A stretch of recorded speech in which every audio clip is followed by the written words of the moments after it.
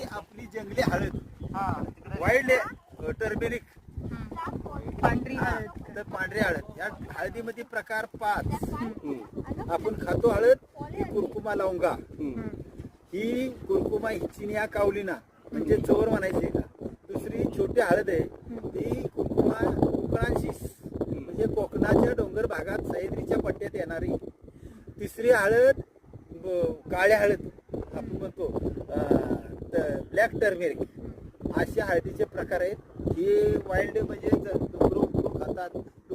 डुक्कर असा प्राणी आहे त्याला उपद्रवी म्हणतात, पण तो उपद्रवी नाही, असं उपकार करणार आहे काय की तो करतो, एक खातो